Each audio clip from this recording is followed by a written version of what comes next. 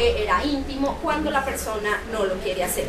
Ahí nos basamos en el derecho a la intimidad, que la orientación sexual podría mantenerse en el terreno privado, pero cuando alguien lo manifiesta y lo hace público con intenciones nocivas, estaría dentro del outing, que es otra de las formas de la violencia psicológica.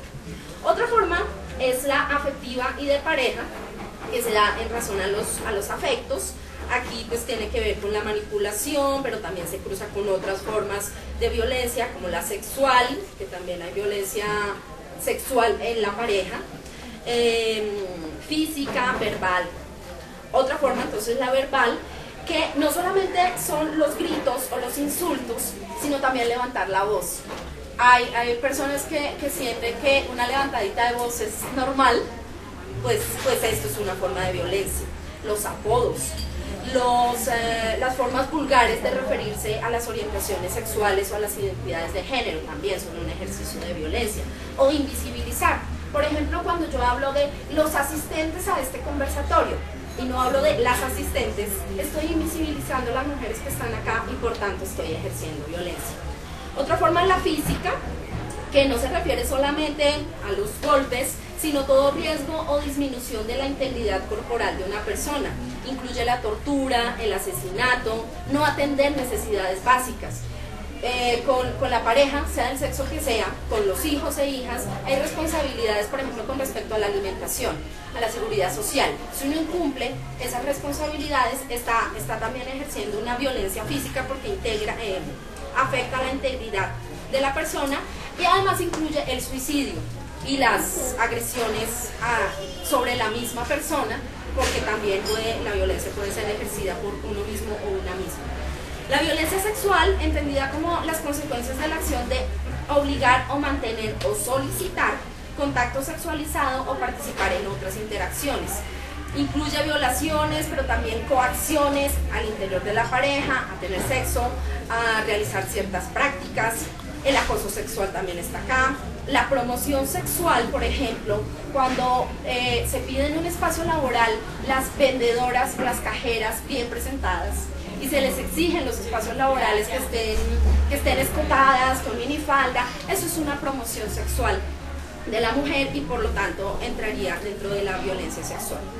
La violencia patrimonial, que tiene que ver con robos, estafa, descuido, explotación laboral, salario desigual para trabajo igual en caso de las diferencias de ingresos entre mujeres y hombres, la explotación comercial, el consumismo y la venta de la mujer, la trata de personas, por supuesto, y la violencia simbólica, que discrimina ubicando correctos o incorrectos.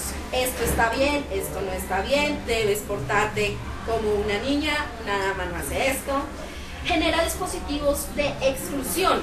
Por ejemplo, no te metas con ese niño que es como raro. Las lesbianas solo sirven para camioneras, las personas trans solo sirven para prostitución. Entonces genera ya como ese tipo de exclusiones. Inicialmente es un imaginario, pero luego en la práctica tiene repercusiones, por ejemplo, con la segregación laboral. Hay otros tipos de violencia, por ejemplo, la que produce el Estado cuando niega derechos o no los brinda eficientemente. La estructural, cuando se permite su ayuda a la reproducción de las condiciones que generan las violencias. La violencia política relacionada con el conflicto armado, en razón a la pertenencia a grupos o colectivos políticos o de trabajo político, así no sea partidista. Otro asunto, ya no de las formas de la violencia, sino de como aspectos relacionados con ella, es que puede ser inconsciente. Así como la víctima puede decir, no, esto es normal, esto no es violencia, el victimario o la victimaria también puede hacer las cosas sin darse cuenta. Entonces ahí está como el asunto de lo inconsciente. Hay varias clasificaciones, no vamos a detallarlas, pero dependiendo también de quién sea el agresor o la agresora, si es en el ámbito privado o público, si esta agresión viene de una persona desconocida o conocida, si la violencia es cotidiana, eventual o sistemática. Sobre la violencia de pareja hay como un capítulo especial que puede interesarles, pero pues más adelante como que podemos darle una un momento especial para darle paso a la presentación de mis... Violentaba flagrantemente derechos fundamentales, no solamente de la mujer que había sido asesinada, sino de las víctimas sobrevivientes, que eran dos menores de edad, la niña y el niño. Y además porque desconocía el debido proceso y porque no se ajustaba, en derecho se llama que no se ajusta a la realidad fáctica, jurídica y relaciones de pareja, correspondía a los donde se da realmente esa violencia por razones de bueno, hay detalles dentro de la expresión del control de la otra persona, no se hace, de la propiedad, que era observamos cuando hacemos una clase de violencia privada y por tanto no era denunciada porque se consideraba natural, porque se consideraba que hacía parte, que era normal de las relaciones familiares. Entonces cuando se empiezan a visibilizar las violencias contra las mujeres más allá de la violencia intrafamiliar, también se empiezan a visibilizar otras violencias que se dan en el espacio público, en espacios laborales, en espacios, digamos, en la calle, ¿sí? En espacios de socialización. Se ven mucho estas violencias. Entonces cuando se empieza el análisis, digamos, yo quería mostrarles una gráfica, pues, no sé si alcanzan a ver, que es como muy llamativa por el hecho de que cuando se inicia el tema del análisis de las violencias contra las mujeres desde el espacio familiar, lo que detectamos es que una forma para poder visibilizarlas o mirar las violencias en las relaciones de pareja, que es donde se da realmente esa violencia por razones de género, por esa razón de subordinación, de control de la otra persona porque se considera propiedad de.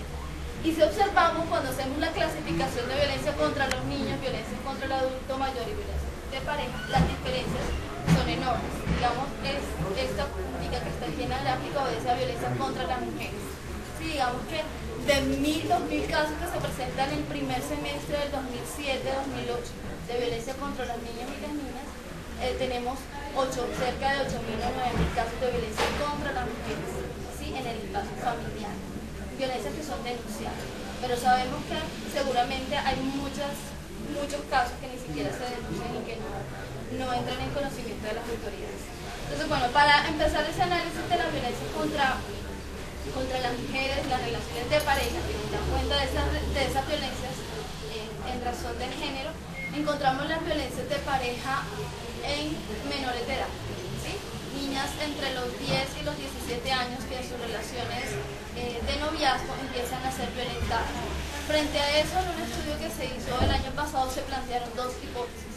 Uno de los planteamientos es, digamos, la transmisión de estas relaciones, de estas violencias que se ven en el marco de los padres, pero también es todo ese tema de la subordinación y el control que también se habla a las mujeres de lo que hacen, de con quién se ven, los sitios que frecuentan, controlar el tiempo, las amenazas, y también se maneja mucho el tema de la culpa, porque lo que empezamos a detectar es que las niñas entre 10 y 16 años que eran violentadas por su pareja era mucho mayor, en muchas ocasiones les duplicaban la edad. Eso nos da cuenta de una relación de control mucho mayor en la pareja. Otro tema es, por ejemplo, los agresores, los principales agresores. Lo que nos muestran las estadísticas es que los principales agresores son el esposo o compañero en un 85% de los casos. Sin embargo, el tema del control y de la concepción del cuerpo de la mujer como territorio, como propiedad del otro, se empezaron a investigar otros agresores y encontramos las exparejas, ya sea exnovio, exesposo, digamos, y eso se ha venido como incrementando en los últimos 2 años, el tema de la violencia. Otro tipo de violencia que se observa es la violencia sexual, que se presenta tanto en el espacio familiar como fuera de la familia. Aquí se observa con claridad el tema de las violencias por razones de género, porque la violencia sexual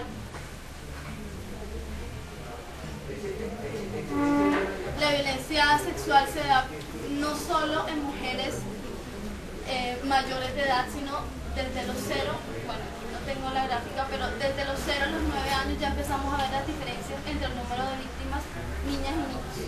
Sí, predominan las niñas como víctimas, y lo que nos dicen los datos es que a medida que aumenta el rango de edad, aumenta el número de casos, el número de mujeres que son violentadas sexualmente. Estas agresiones sexuales se dan principalmente en el marco de relaciones familiares, en espacios conocidos, puede ser la vivienda de la víctima o la vivienda del agresor. Y en Bogotá eso nos está representando, las mujeres víctimas de violencia sexual están entre el 85 y el 95%. Es una tendencia que se mantiene, bueno, que se ha mantenido entre el 2007 y el 2009, primer semestre. Este año estamos consolidando los datos, pero la tendencia muestra, lo que nos ha mostrado el primer trimestre del 2010 es que la tendencia se mantiene y que aún se han incrementado los reportes.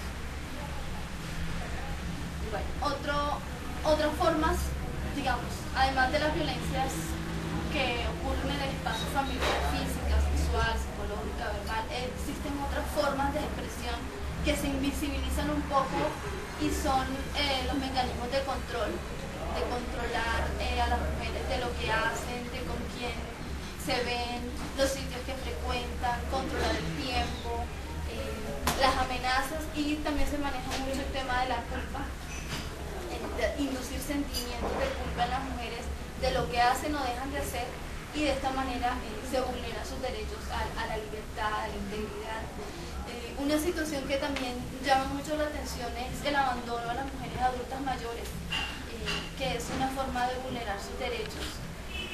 También encontramos violencia en los espacios laborales, de discriminación, en el caso de los salarios, que en ocasiones son menores, aunque se cumplan las mismas funciones que cumpla un hombre. También existe discriminación cuando hay mujeres en embarazo, también se presentan dificultades, y todas estas, digamos, formas de expresión por lo general obedecen a hombres imaginarios alrededor de lo que significa ser hombre y de lo que significa ser mujer, y cómo las mujeres deben estar de alguna manera, pues culturalmente se ha concebido que deben depender de los hombres. Yo traje algunas de las frases que en entrevistas con mujeres se identificaron. Es, por ejemplo, que la mujer tiene la culpa de que la maltrata porque hizo algo para que el hombre la agrediera. Ahí lo que vemos es la culpa de la mujer y el control de sus acciones, por ejemplo. Otro tema es si el hombre le da todo para que ellas van a trabajar.